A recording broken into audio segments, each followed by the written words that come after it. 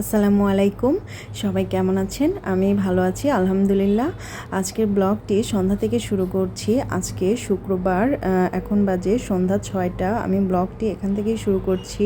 আমার হাজব্যান্ড একটু বাইরে গিয়েছে, তো ভাবলাম আমি এর মধ্যে কিছু রান্না কমপ্লিট করে রাখি।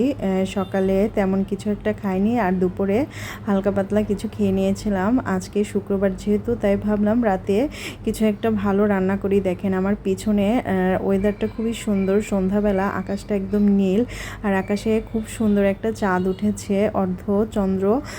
মানে আপনাদেরকে একটু আমি দেখাবো চাঁদটা আসলে কেমন, আর আকাশটা খুবই। আর একটা জিনিস খেয়াল করছি, সেটা হলো খুব সুন্দর মৃদু হাওয়া বইছে, যেটা খুব ভালো লাগছে। কারণ সকালের দিকটা হালকা রকমের বৃষ্টি হয়েছে, এজন্য বাতাসটা বইছে বিকাল থেকে দেখতে পাচ্ছি।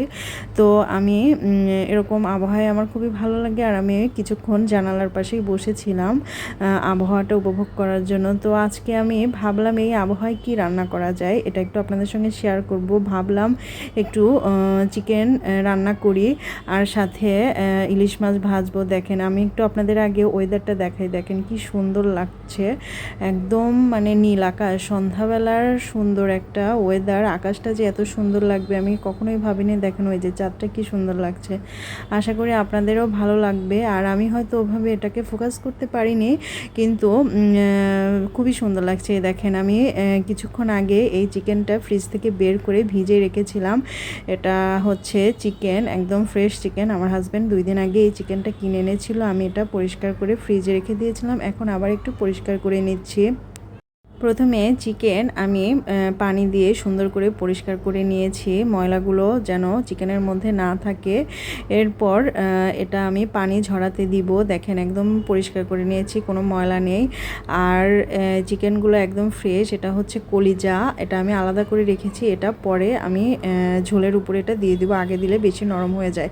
তো একটি কড়াইয়ের মধ্যে সয়াবিন তেল দিয়ে তাতে চাকা করে কেটে রাখা পেঁয়াজ কুচি এবং কিছু তেজপাতা তেলে দিয়ে এটা লাল লাল করে একটু ভাজবো। আর এর মধ্যে ভাবলাম কিছু পরিমাণে আলু এই পেঁয়াজের সঙ্গেই ভেজে বাদামি করে নিব। আর এই আলুটা ভেজে নিলে মাংসের মধ্যে আলুটা খেতে খুবই দারুণ লাগে। আপনারা একবার একটু ট্রাই করে দেখবেন, আমার তো খুবই ভালো লাগে। এরপর এক এক করে লবণ, আদা বাটা, রসুন বাটা, হলুদ গুঁড়ো, শুকনো মরিচ গুঁড়ো, ধনিয়া গুঁড়ো দিয়ে এটা মশলাটা সুন্দর করে কষিয়ে নিব। দেখেন আমি মশলাগুলো দিয়েছি, কালারটা কি সুন্দর আসছে। কয়েকটা কাঁচামরিচ ফালিয়ে দিয়ে দিলাম।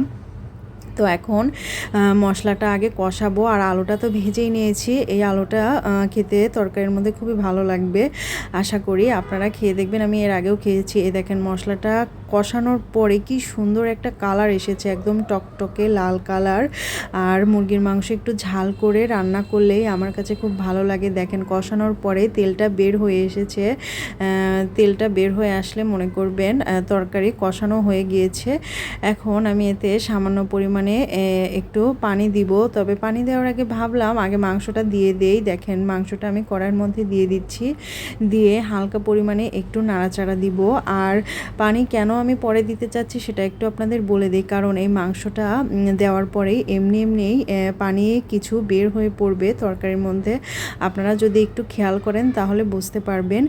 আর এই মুরগির মধ্যে পানিটা যে বের হয় সেটা দিয়েই অর্ধেক মাংস কষানো হয়ে যায়। এরপরে আমি কিছু মশলা এখানে বেটে নিব পাটার মাধ্যমে। আমার ব্লেন্ডার আছে, কিন্তু এখন আমি ব্লেন্ডার ইউজ করছি না, সেহেতু পাটার মাধ্যমেই আমি এটা মশলাটা গুঁড়ো করে নিচ্ছি। দেখেন আমার মাংস দিয়ে পানি বের হয়ে গিয়েছে, এতে চাইলে আপনি একটু সামান্য পানি দিতে পারেন, না চাইলে না দিতে পারেন। তো আমার মাংস রান্না কমপ্লিট হয়ে গিয়েছে। এরপরে আমি ইলিশ মাছ ভাজি করব। আমার হাজব্যান্ড ইলিশ মাছ ভাজি খেতে খুবই পছন্দ করে, আমিও অনেক পছন্দ করি।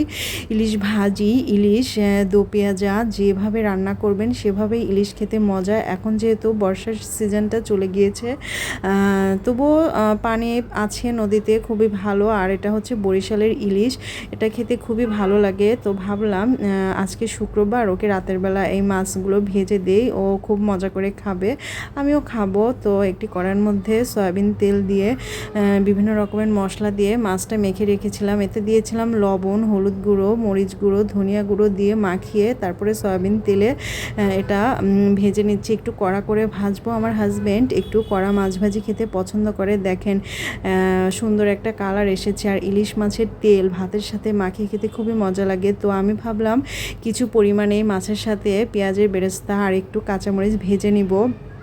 এটা এভাবে খেতে ভাতের সাথে খুবই ভালো লাগে। প্রথমে কড়াইতে 3টা কাঁচামরিচ দিয়ে দিলাম আর কিছু পরিমাণে পেঁয়াজ কুচি দিয়ে এটাকে একটু লাল লাল করে ভাজবো।